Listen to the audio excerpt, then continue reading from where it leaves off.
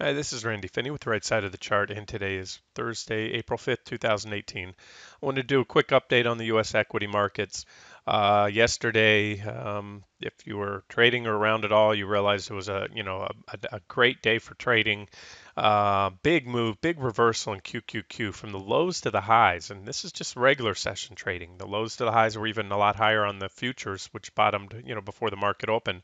But we had gapped down about 2% or so, only to recover, or we're down about that much right after the open, only to recover with a 4% intraday rally. And again, that's part of the new norm, if you will, or really the old norm, as I like to call it. I mentioned recently in some post in the trading room, and I believe on the front page, we have just completed, leading into the January highs was an unprecedented period of not only low volatility, but we went through a stretch of about 15 months between any days in the market that were down 3% or more on average. And the numbers go all the way back to World War II. On average, that was less than 2 months. It was about, I think, what was it, 48 days, something like that was the historic norm. So again, the point being is that 3% up and down days are historically relatively common. You get them every few weeks, on average every 4 or 5 weeks, historically. And now we're getting those, almost on a daily basis lately. And this will subside, guys. This volatility will subside. There's always spikes in volatility periods where it's, low and high. But this is the new norm, and it's great for active trading. But you have to be nimble. Now, let's just take a look at where the markets are going. That's what happened yesterday. And, congrats to those of you that are, in the trading room. I had mentioned in the morning when the futures were gapping down, poised to gap down, or shortly after, I had pointed out that, I was going long NQ. I had a position from the previous night that I had taken 2 days earlier, was profitable, was stopped out in the overnight movements, and I said I was going right back into it. So fortunately, I was able to catch the bulk of that move. We added also QQQ as an official trade idea once I saw things stabilize. Because the point I made is that despite the gap down, nothing, not a thing in the charts had changed. And that's the important thing, guys, not to react to news. The markets reacted to the headline about the latest in the China-US trade war. That's what knocked the futures down. But the important thing is, number one, we already had a likely floor in the market, a near-term floor that is. When I made the post the other night about bullish or bearish sentiment being at that extreme level, which has historically always seen the market rally right after that. Now, just if you recall that chart, I hit a level. I showed you a level where when the put call ratio hits that level, that's usually marked bottoms and corrections. And it's not just because I can draw a line there where other peaks happen. The logic behind it. I like to understand why something happens. And I'll use this example. I like sentiment reports, sentiment extremes, and that's only when I use them when it's either extremely bearish at the high end of a ratio or extremely bullish, nowhere in between. Because anywhere in between, I find no predictive value in the sentiment measures. However, to drill down a little deeper, there's sentiment surveys such as the AAII, which is the American Association of Individual Investors. There's a link to that on the front, that survey on the front page of right side of the chart, on the sidebar over on the right side of the page. And now, what I say is the AAII sentiment survey, although it has some, predictive value when it gets very high extremes, there's some filters I use for it, but sometimes there's a lag, and there usually is a lag time between when you hit the extremes there and when the trend reversals set in, tops or bottoms. But what I'm getting to here is the AAII survey and some other ones like that is how bullish or bearish market participants are in rhetoric, not necessarily positioning. And that's why the put call ratio I put a higher weighting on, because that is where people's money is, not where their mouth is. In other words, if they're seeing the put call ratio at an extreme high like it was the other day, that means there are a lot more puts being bought than calls, and that is actual positioning, just like short interest ratio and things. So I try to differentiate the two, and you know now how long will this bottom be in? Hard to say, but for right now, the technicals are firming up. Again, we had these bullish divergent lows. I mentioned that yesterday. That moved down. All it did really is give us a double bottom, and that in itself, the fact that we successfully defended Monday's lows is bullish. And we went up, hit the first target yesterday, which was set to be just below this downtrend line and intersecting horizontal support level. So that was nice to allow, some to, to have a day trade without, with swing trade, on the lower end of the price, percentage gains that I usually set for the trade ideas. Most of our trade ideas on the right side of the chart, measure into the double digits of percentage profit.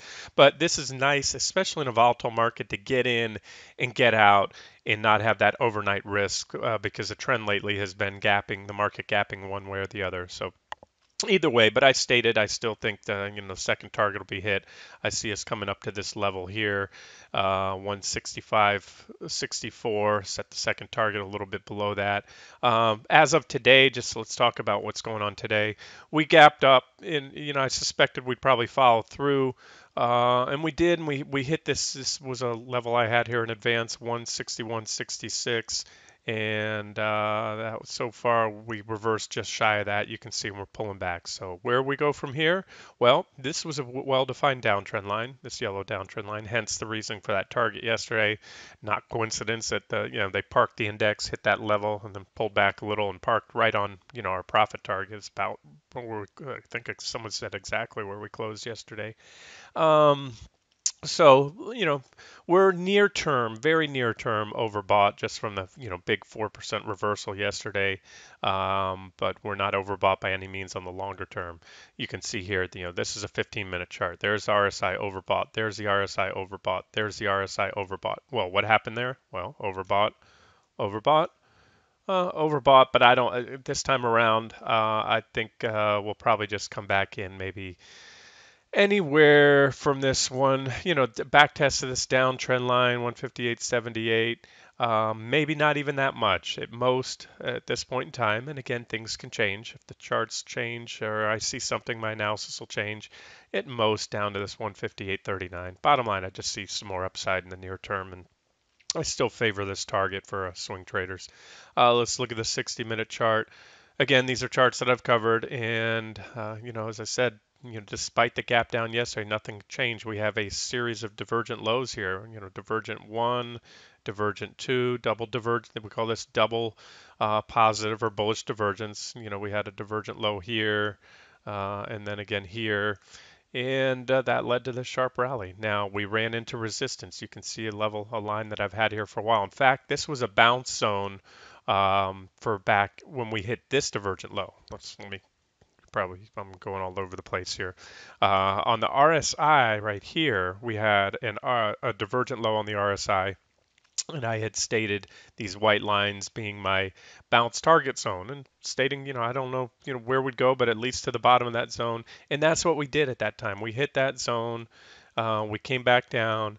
The fact that we hit it reversed in itself wasn't really bearish because we put in additional. These divergences continued to build, and so now this sets the stage. You can see back here we had a divergent low, and that set the stage for this nice rally.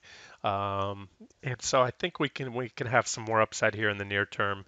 And to just summarize this, guys, I'm near term bullish, longer term bearish, or intermediate term bearish, I should say, but still cautious because anything can happen. There's a lot of unwinding going on right now with the institutions reducing their risk exposure. They were too top heavy in the market leading FANG stocks.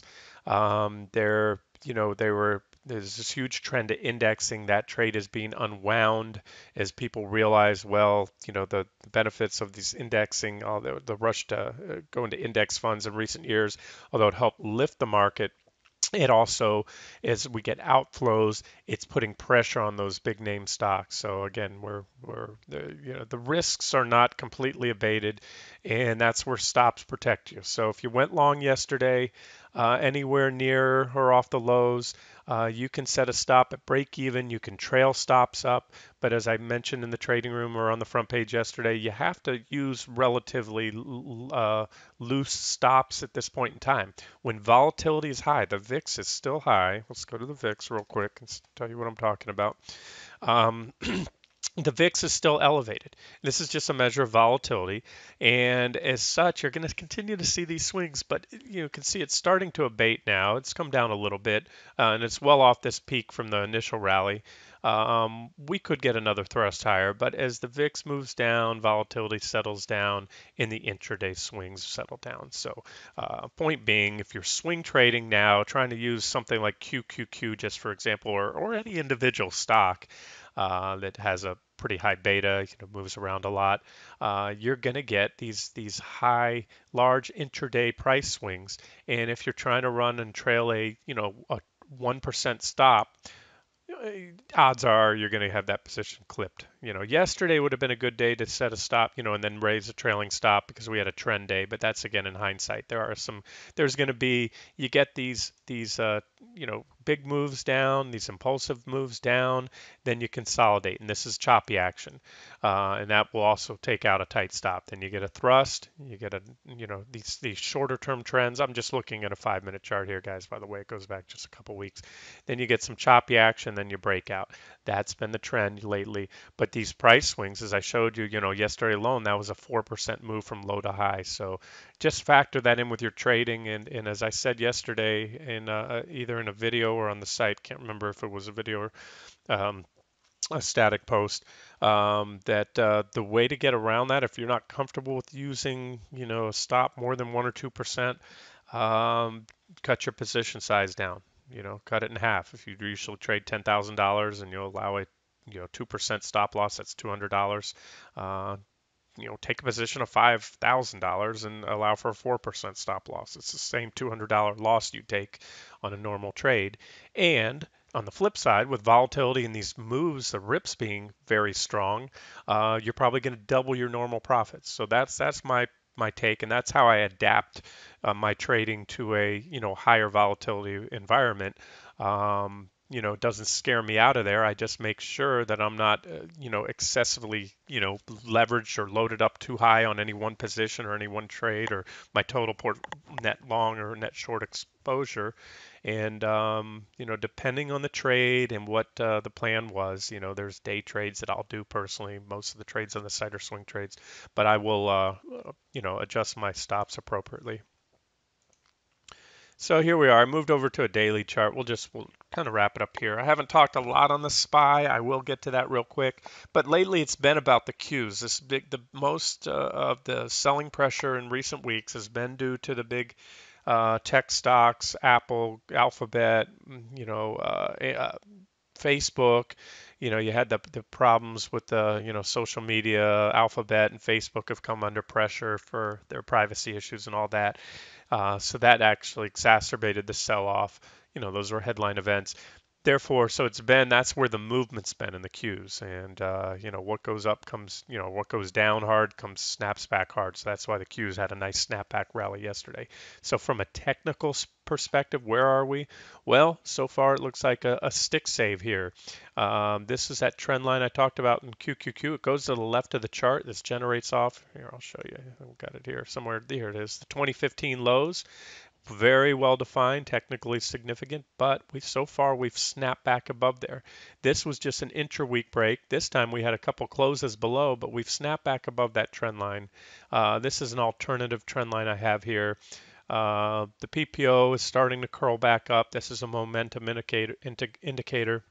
RSI, we almost hit oversold levels. We're very close. We were, very close right here, virtually down to that 30 level. And that's usually when the trend is still bullish, the primary trend. If this market's going to new highs, oversold in a bull market, those readings are usually fleeting. They don't come often, and when they do, they act as great buy signals. However, they tend to become more common, and oversold becomes more oversold in a bear market. So if this is the beginning of a new downtrend, in other words, if the Qs did peak back here on that mid-March high, March 13th high, then expect the flip thing to happen in reverse. Just as in a bull market, overbought becomes more overbought, stays overbought for an extended period of time. Um, and is anything but a sell signal. If you try to sell short, short the first signal of 30 or more on the RSI, you're going to be in for some pain. That's what happens in an uptrend. However, on that same point again, when the RSI hits 30, it rarely ever stays there long, and it's usually a great buying op.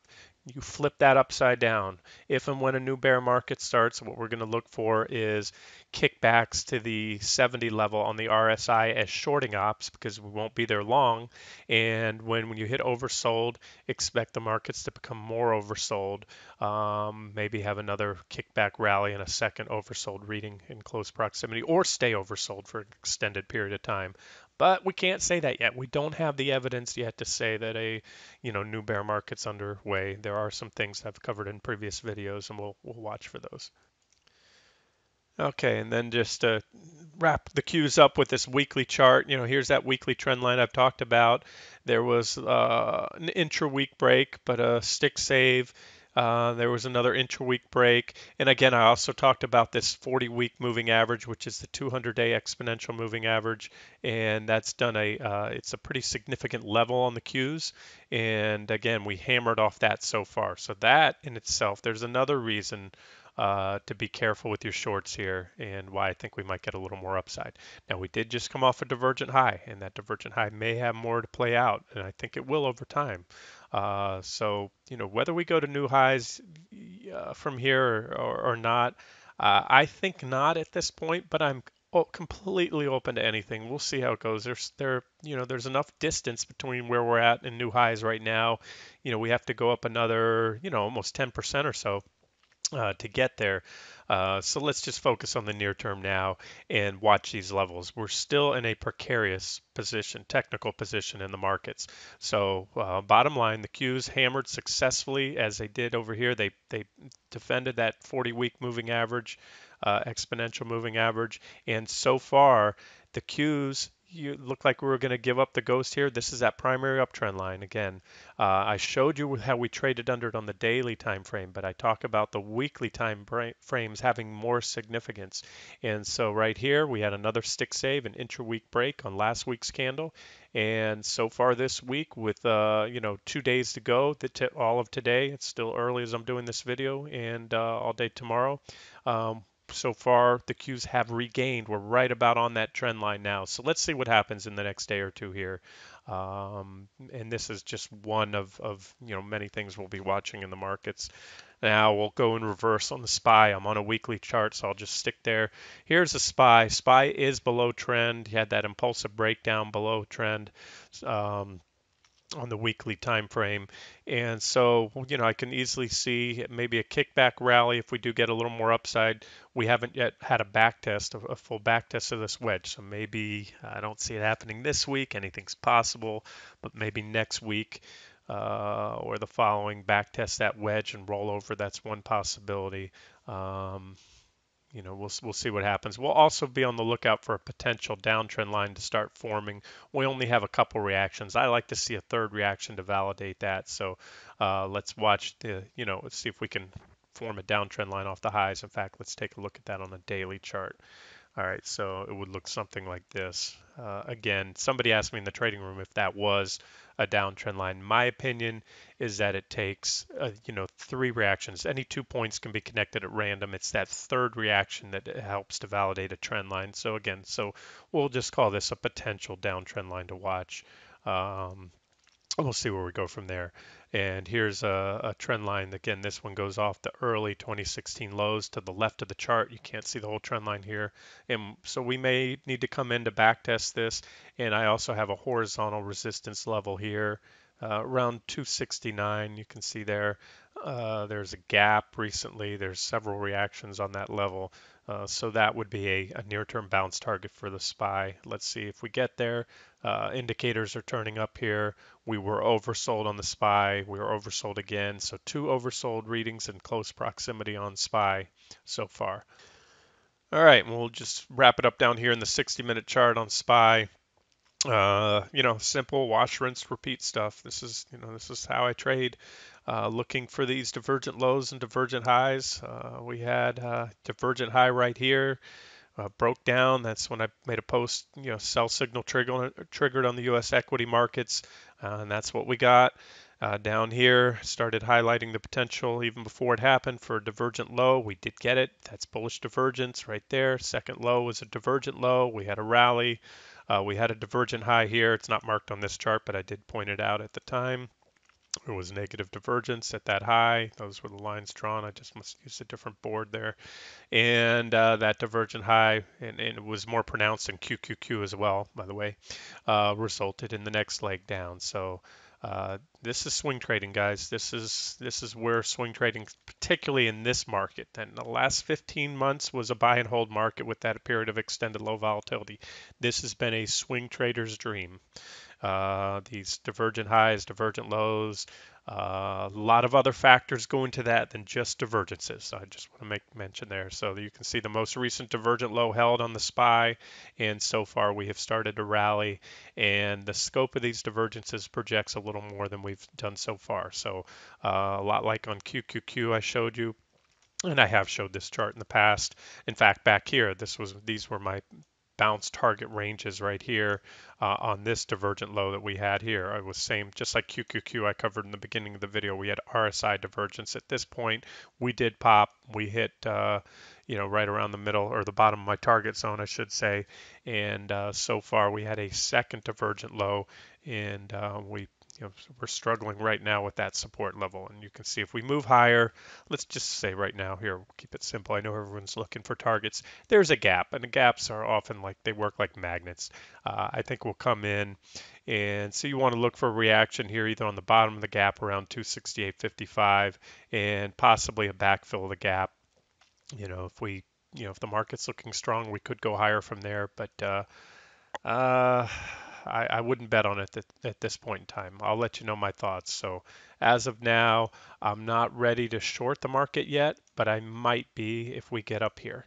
I'm still net long at this point in time, but we'll take it as it comes. So those are my thoughts right now. Looking for a little more near-term upside and minimal pullback today. So far, the markets are still high. They gave up, they sold off a little after the open, but I think there's still a lot of trap shorts that are getting squeezed out here, and there's some other fundamental reasons why we might bounce here, including all the corporate buybacks that were announced in January, record high.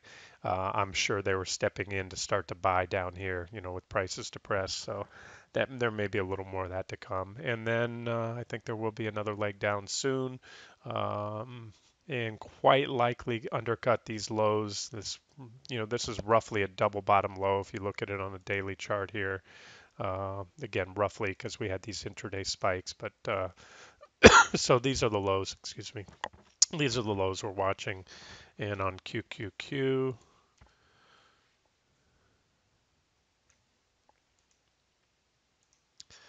here it is on QQQ. Again, this was a brief intraday move, but this is where we closed the day right here.